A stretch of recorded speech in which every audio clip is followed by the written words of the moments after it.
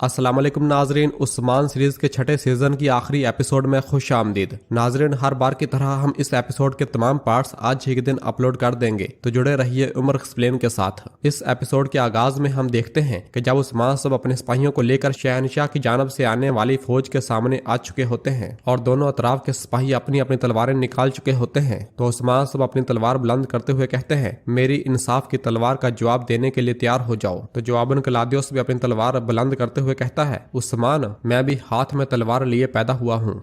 तुम मुझे मौत से नहीं डरा सकते। जान तो जान सही, खून तो खून सही। तुमसे जो कुछ हो सकता है कर गुजरो। तो उस्मान साहब कहते हैं, तलवार लिए पैदा होने वाला तलवार से मरता है। जब मैं तुम्हारा सर कलम कर रहा हूँगा तो ये सब तुम्हें वाजे कर दूंगा। तो क्लादियुस पुकारते हुए कहता है, मुकद्दस रोम के लिए। तो उसके सिपाही भी बुलंद आवाज से कहते हैं, मुकद्दस रोम के लिए। और फिर ये कहते और सुनते साथ ही दोनों अतराफ की अफवाज एक दूसरे से टकरा जाती हैं और उनके दरमियान शदीद लड़ाई शुरू हो जाती है। जबकि दूसरी जानब मोदोर्नो के शिफा खाने में तमाम बीमार लोगों का इलाज चल रहा होता है और उन्हें त्रियाके जहर पिलाया जा रहा होता है। बाला एक खातून को त्रियाके जहर पिलाते हुए कहती है, इंशाल्लाह आप सेहतयाब हो जाएंगे, इंशाल्लाह। और फिर गोंजा कहती है, अल्लाह का शुक्र है, जहर का तोड़ यानी त्रियाक अपनी तासीर दिखा रहा है माँ। बाला कहती, ठीक है, अल्लाह का शुक्र है बेटी। और फिर फातिमा बाला के पास आकर पूछती है, माँ, अगर मेरे भाई जहर का तोड़ बाबा तक ना पहुँचा पाए तो? यह सुनते साथ ही बाला उठती है और कहती है, बेटी अच्छा सोचो ताकि अच्छा हो। हाँ, और देखो हमें त्रियाक मिल गया है, अल्लाह का शुक्र है, वक्त पर पहुंच जाएगा वो भी इंशाल्लाह। जबकि अलीना भी पास खड़ी ये सब सुन रही होती है। और फिर बाला बहनों से कहती है, बहनों जल्दी करो,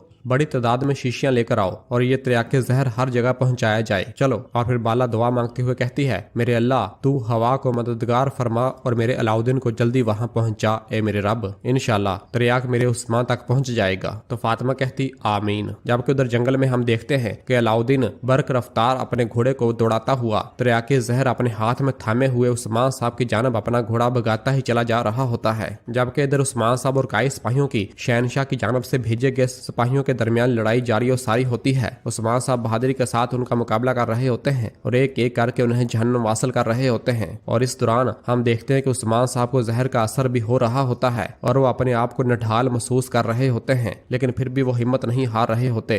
जबकि तुर्गत गाजी भी अपनी जंगी सलाहियतों का इस्तेमाल करते हुए हर आने वाले बाज़ंतीनी सिपाही को मौत के घाट उतारते ही चले जा रहे होते हैं। जबकि बुरान भी अपने सामने हर एक को पिछाड़ता ही चला जा रहा होता है। शामल, तुरान और हर एक काई सिपाही बहादुरी के साथ बाज़ंतीनियों को काटता ही चला जा रहा होता है। जबकि क्लादियुस भी कुछ काई सिपाहियों को शहीद करता है और फिर इसके बाद वो एक नेजा उठाता है और अपनी पूरी कुव्वत के साथ उस्मान साहब की जानब फेंकता है, लेकिन तुर्गत गाजी साहब अपने कुल्हाड़े से उस नेजे को जमीन पर गिरा देते हैं और उस्मान साहब को बचा लेते हैं और एक बार फिर बाज़ंतीनी सिपाहियों पर टूट पड़ते हैं। जैसे जैसे वक्त गुजर रहा होता है, उस्मान साहब की तबीयत ज्यादा से ज्यादा निढाल होती जा रही होती है और उस्मान साहब बड़ी मुश्किल के साथ बाज़ंतीनियों को काट रहे होते हैं और साथ साथ उन्हें चक्कर भी आ रहे होते हैं, उनका सर चकराने लग जाता है। जबकि इधर क्लादियुस कई सिपाहियों को शहीद करते हुए कहता है, ये आखिरी ज़रब है मेरे फदाइयों, हरगिज न छोड़ना, जीत हमारी है, तुम्हारे खून के आखिरी कतरे तक लड़ाई जारी रखो। जबकि इधर बुरान जब बाज़ंतीनियों को मौत के घाट उतार रहा होता है तो इतने में ही एक वहशी नमा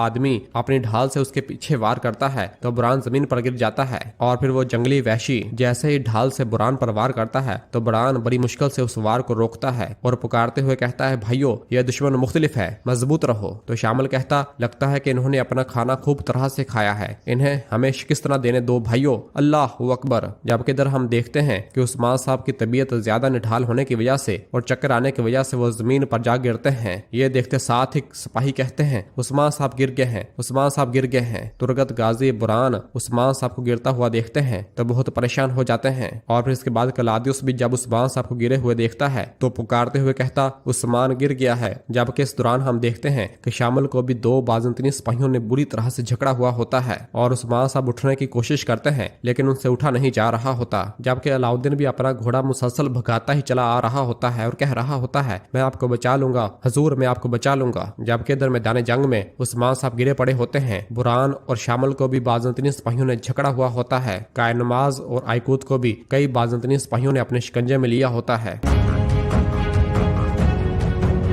जबकि इधर मुदौड़नों में हम देखते हैं कि गद्दार यगीत अपने कमरे में मौजूद होता है। तो इस दौरान अलीना उसके पास आती है। यगीत कहता, दरवाजा बंद करो और यहाँ आओ, मुझे बताओ क्या हुआ है, तुम क्या पता लगा पाई हो, उस्मान कहाँ है? तो अलीना कहती, उस्मान कहाँ है मैं नहीं जानती, लेकिन अलाउद्दीन उसे तरियाक देने गया है। यगीत पूछता, वो कहाँ लेकर गया है? अलीना कहती, मैं नहीं जानती। तो यगीत कहता, तुमने कहा कि वो नीम मुर्दा हालत में पड़ा हुआ है। अलीना कहती, कोई कुछ नहीं बता रहा। यह सुनकर यगीत कहता है, अच्छा तो अलाउद्दीन नहीं है, उस्मान नहीं है, लेकिन अगर वो सेहतयाब होकर वापस आ जाता है, हो सकता है कि हमें दोबारा ये मौका न मिले। जब तक क्लादियोस और शहनशाह की फौज नहीं पहुंच जाती, हम मुदौड़नों को अंदर से तबाह कर देंगे। हमें क्या करना चाहिए? और फिर उठते हुए अलीना से कहता है, हम बाला को मार देंगे। अब मेरी बात गौर से सुनो। जबकि इधर मैदान जंग में हम देखते हैं कि अलाउद्दीन अपना घोड़ा भगाते हुए मैदान जंग पहुंच चुका होता है और पुकारते हुए कहता है, मैं पहुंच आया हूँ हजूर, मैं पहुंच आया हूँ। जिसे देखकर कई सिपाहियों में एक बार फिर जान आ जाती है और वो सब के सब अपने आप को बाज़ंतीनी सिपाहियों से छुड़वा लेते हैं और सबको मौत के घाट उतारना शुरू कर देते हैं। तुरगत गाजी अलाउद्दीन को देखते हुए कहता है, अल्लाह का शुक्र है, तरियाक आ गया है। ये सब देख और सुनकर क्लादियोस भी पुकारते हुए अपने सिपाहियों से कहता है, तरियाक, इस आदमी को रोको, इसके पास तरियाक है।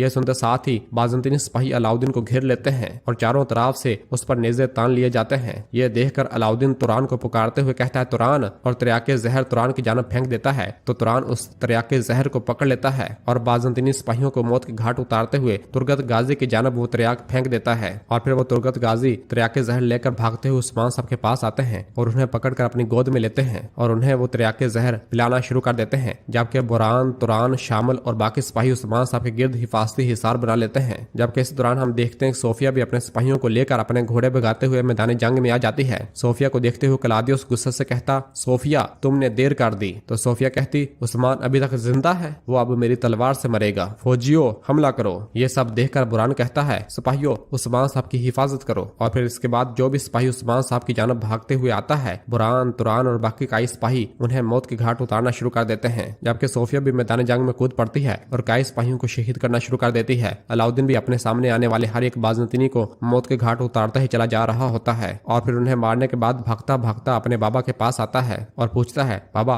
बाबा, क्या आप ठीक हैं? क्या आप ठीक हैं बाबा? और फिर वो तरियाके जहर पीने के बाद उस्मान साहब की हालत कुछ थोड़ी सी बेहतर हो जाती है और वो अपनी आंखें खोल लेते हैं। ये देखकर सब सिपाही बहुत खुश होते हैं और उन्हें पकड़कर उठाते हैं। और फिर इसके बाद उस्मान साहब कहते हैं, चलो हम पीछे हट रहे हैं, हम पीछे हट रहे हैं, चलो। ये कहते और सुनते साथ ही वो सब आहिस्ता आहिस्ता पीछे हटना शुरू हो जाते हैं। ये सब देखकर क्लादियोस गुस्से से कहता, उस्मान, भागो मत। और फिर क्लादियोस, सोफिया और उसके सिपाही जैसे उस्मान साहब की जानब भागते हैं तो बुरान उनकी जानब बारूद की एक घटरी फेंक देता है और अपने तीर को आग लगाकर कहता है, बेईमान कुत्ते, और वो तीर चला देता है जो कि सीधा बारूद वाली घटरी को जा लगता है और वहां एक जोरदार धमाका होता है और उस धमाके में कई बाज़ंतीनी सिपाही आ जाते हैं। क्लादियोस और सोफिया भी कोसों दूर जा गिरते हैं और हर तरफ धुआं ही धुआं हो जाता है और इसी का फायदा उठाते हुए बुरान, उस्मान साहब और बाकी सब वहां से भाग निकलने में कामयाब हो जाते हैं। और फिर इसके बाद सोफिया उठती है और गुस्से से पुकारते हुए कहती है, खड़े हो जाओ, इसके पीछे दौड़ो, चलो जल्दी करो। यह सुनकर क्लादियोस अपने सिपाहियों को रोकते हुए कहता है, रुक जाओ, हम उस तक नहीं पहुंच सकते। उस्मान हमारे किए जाने वाले हर हमले से बाखबर है। अब से कोई फैसला दिया जाएगा तो वो शहनशाह देगा। जबकि इधर मुदौड़नों के कमरे में बाला खातून बैठी कुरान पाक की तलावत कर रही होती है। तलावत करने के बाद कुरान पाक को उठाती है और उसे अपने सीने से लगाती है और कहती है, ए मेरे अल्लाह, तो मेरे उस्मान को शिफा दे, उसे सही सलामत यहाँ आना नसीब हो। जबकि इस दौरान हम देखते हैं कि अलीना बाला को मारने के लिए कमरे के अंदर दाखिल होती है और अपना खंजर लिए जैसे ही बाला की जानब बढ़ती है तो बाला सामने मौजूद एक छोटे से शीशे में अलीना को देख लेती है और अलीना जैसे ही वार करने लगती है तो बाला पीछे हट जाती है। अलीना एक बार फिर वार करती है तो बाला अपने आप को बचा लेती है। अलीना कहती, मैं तुम्हारे पास सोफिया का सलाम लाई हूँ बाला। तो बाला कुरान पाक को एक तरफ रख देती है और अलीना जैसे ही बाला पर वार करती है तो बाला अपने हाथ के जरिए उसका खंजर पकड़ लेती है और फिर उससे कहती है, गद्दार, नागिन ने तुम्हें हमारे दरमियान घुसा दिया। हाँ? तो अलीना कहती, तुम जहर से तो बच गए मगर तुम्हारी मौत करीब है। और फिर बाला बड़ी महारत के साथ उसका खंजर गिरा देती है और उसे एक जोरदार थप्पड़ रसीद करती है तो अलीना जमीन पर जा गिरती है। अलीना जैसे ही खंजर उठाने के लिए खंजर की जानब भागती है तो बाला उसे पकड़ लेती है और उसे गर्दन से दबोच लेती है और उससे कहती, तुम्हारे बोलने से पहले मैं तुम्हें नहीं मारूंगी, बोलो। जबकि इस दौरान गद्दार यगीत बाहर आ जाता है और अलीना को इस तरह देखते हुए कहता, बेवकूफ अलीना। और बाला अलीना से पूछ रही होती है, बताओ मुझे, बताओ कौन कौन है वो। जबकि इस दौरान यगीत फौरन अपनी तलवार निकाल कर अलीना के जिस्म में घोंप देता है और उसे मौत के घाट उतार देता है। इस दौरान फातिमा भागती हुई बाहर से आती है और कहती है, माँ बाहर बहनें बेहोश हो गई हैं। और गद्दार यगीत अलीना को मारते हुए कहता, मर जा नागन। ये देखते साथ ही बाला भागती भागती अलीना के पास आती है और कहती है, अलीना उठो उठो, कौन है तुम्हें हमारे दरमियान घुसाने वाला, कौन, बताओ मुझे, तुम्हें यहाँ अंदर किसने घुसाया, बताओ मुझे। लेकिन अलीना कुछ भी नहीं बता पाती और मर जाती है। ये देखकर बाला गुस्से से खड़ी होती है और गद्दार यगीत से कहती, ये आपने क्या किया यगीत साहब, हम इसके जरिए सब कुछ जानने वाले थे। तो गद्दार यगीत नाटक करते हुए और डरते हुए कहता है, मैंने दरवाजे पर बहनों और सिपाहियों को बेहोश होते देखा और मैंने आपके हाथ पर खून देखा, इसलिए मैं समझ नहीं पाया कि मैं क्या करूं बाला खातून। तो बाला कहती, एक थप्पड़ से जमीन पर गिरा सकती थी उसे मैं। यगीत कहता, आप ठीक कह रही हैं। और फिर बाला बहनों से कहती, इसकी लाश को यहाँ से उठाओ, और वहां से जाने लगती है। तो यगीत कहता, मुझे समझ नहीं आ रहा कि मैं क्या कहूँ बाला खातून, अल्लाह के वास्ते अगर आपको कुछ हो जाता तो मैं उस्मान साहब को क्या जवाब देता। तो बाला कहती, ये सब अच्छा नहीं हुआ, मगर जो होना था हो गया, तुम्हारे पास अपनी वजूहात थी। और फिर फातिमा बाला से कहती, माँ आपका हाथ ठीक नहीं लग रहा, आइए इसकी जांच करते हैं। और बाला वहां से रवाना हो जाती है और गद्दार यगीत भी सुख का सांस लेता है। और नाजरीन इसी जगह पर एपिसोड खत्म करते हैं। मिलते हैं बहुत जल्द अगली एपिसोड के साथ। वीडियो को लाइक कर दें और जिन दोस्तों ने अभी तक चैनल सब्सक्राइब नहीं किया वो जल्दी से चैनल सब्सक्राइब कर दें और बेल आइकन यानी घंटी वाले निशान को भी प्रेस कर दें ताकि आने वाले एपिसोड्स आपको आसानी मिल सकें। दुआओं में याद रखें। अल्लाह हाफिज।